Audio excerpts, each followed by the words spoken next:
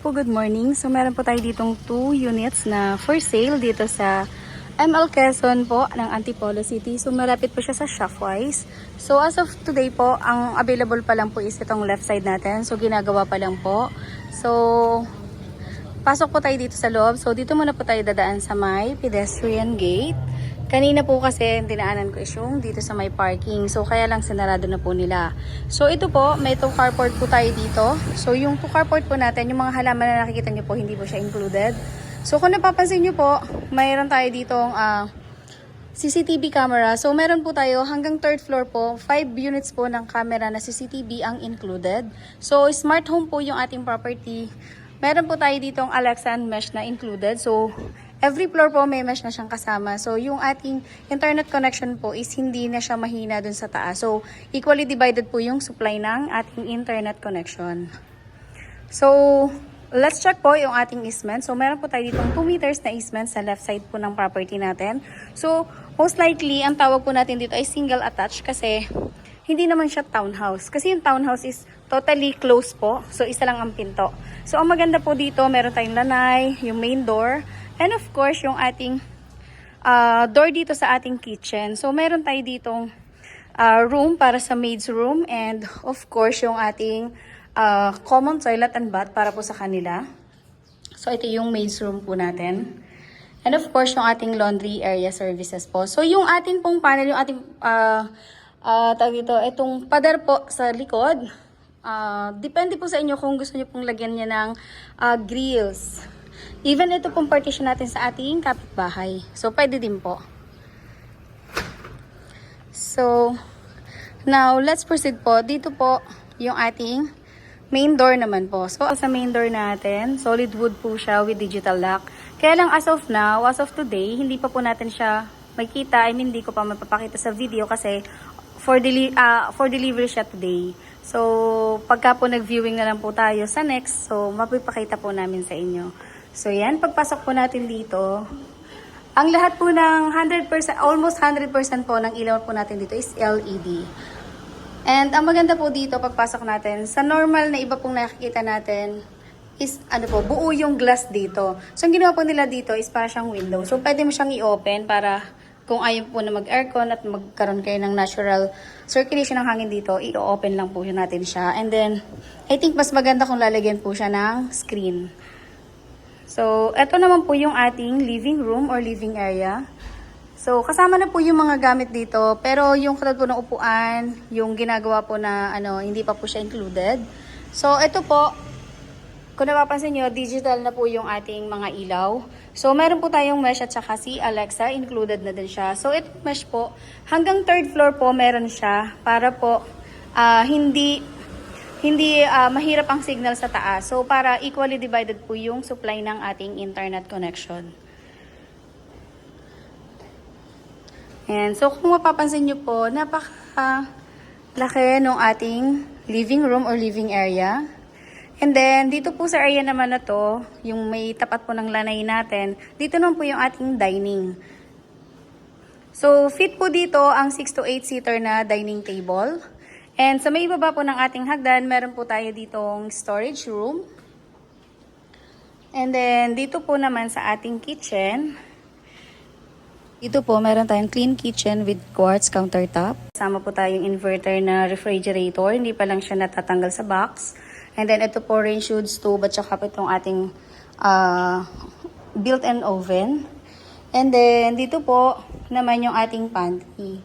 So, maglalagay pa po si sir dito ng microwave oven. And now, ito naman po yung ating usually powder room. Pero, ang ginawa po ni sir is full bath na din siya. So, nakahide lang po yung tubo pero may shower po siya sa taas. So, para po kung halimbawa po at gagawing guest room, yung isang bedroom natin dito sa baba, pwede po siyang mag-shower dito. Ayan, included na po yung mga nakikita nyong gamit dito. Unlike po dun sa mga ang hindi lang po is yung mga binabanggit ko na hindi talaga siya included po. So, let's check naman po dito sa after ng ating kitchen. So, dito po sa area na to, pwede pa po kayo maglagay dito ng pwede kayo maglagay dito ng washing machine. Or magpalagay pa po kayo dito ng built-in cabinet for additional lang po. para sa gamit. And then yung pong kanina, yung ating dirty kitchen or laundry area, service area, nandito po sa likod. So now, let's proceed po dun sa ating guest room. So, which is located po siya sa may baba, ay malapit sa hagdan. So, ito po yung ating office room or pwede rin siyang guest room. So, depende po sa inyo. Maganda po yung ating door. Solid wood po siya. Ayan. So, ang ganda po. And included na po yung ating aircon. Inverter na po din. And dito po sa area na to, lalagyan po nila ito ng window blinds. Now, let's proceed po sa ating second floor. So, ang ganda din po nung floor, nung ating stairs dito kasi hindi po siya nakakapagod akitin. Naka-senioritas steps po tayo. And solid wood po yung ating stairs natin. And then, may ilaw na din po. So, meron po tayo ditong 3 bedrooms sa ating second floor. So, included po dito itong 2 bedrooms natin. So, ito po yung ating junior master's bedroom. So, all the door po ay solid wood. Lahat po talaga. So, ito po is almost fully furnished kasi included na po yung ating bed frame. Itong mattress kasama na po yan.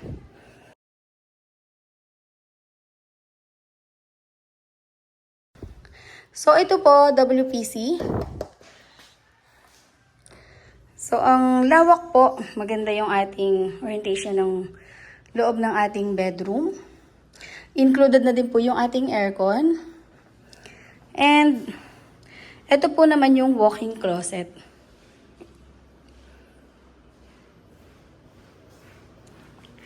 And, ito po yung sinasabi nila na Jack and Jill kasi 2 bedrooms po yung pwedeng makagamit ng ating bathroom dito. And then, ito po, yan, double sink din siya. And dito naman po yung ating toilet and bath. So, may partition na din yung ating wash area po. Ayan, shower area. Ayan, ang ganda ng ilaw natin. Oh, ayan. So, now let's proceed po. Dito na tayo dumaan. Ito yung ating second bedroom. So, hindi lang sila same nung size nung isang bedroom po natin. Pero, ang maganda po, dahil nga po, nilagay na nila yung magandang pagkakalagay ng ating kama dito. So, ang ganda po, hindi mo na pag-iisipan. So, may built-in cabinet dito, nakasama. And then, mayroon din pong lamp sa may gilid. And, ang maganda po, hindi ko pala napakita dun sa Junior Masters. May, ayan po, wow, yung cabinet niya. So, mayroon siya dyan. Tsaka ito naman po, WPC din siya, pero round naman. Included na po yung ating aircon at saka ito pong ating bed.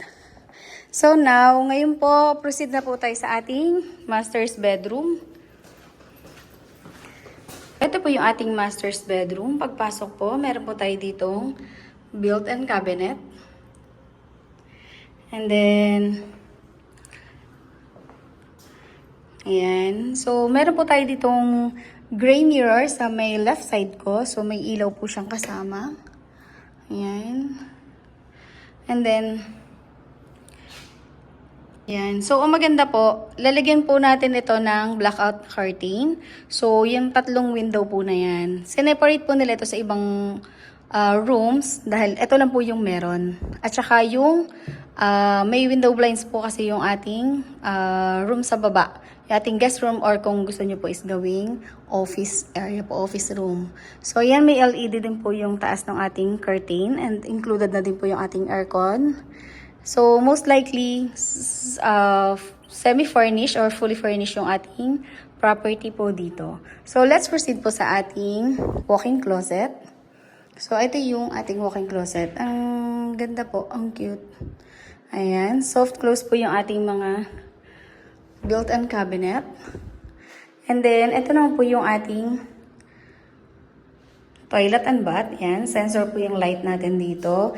And ito po, nabubuksan siya. Soft close din siya. And then, yung ating mirror dito, yan. So, pwede siyang iba-iba yung kulay. And then, of course, yung ating shower area po. So, may Glass partition na po. And may water heater po dito.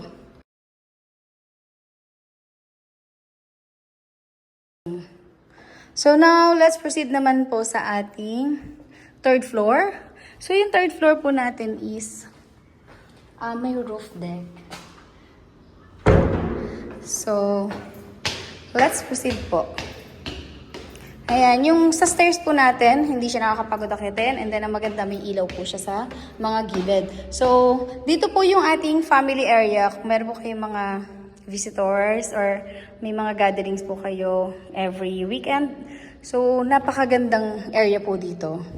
So, included na po yan. Wala lang siyang kasamang aircon. So, ang aircon po is sa baba lang. Sa mga bedrooms at saka living area. So, meron po tayo ditong sink.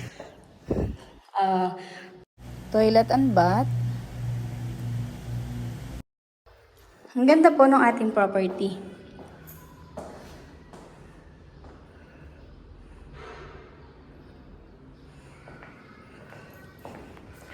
And dito naman po, ito yung roof deck natin dito.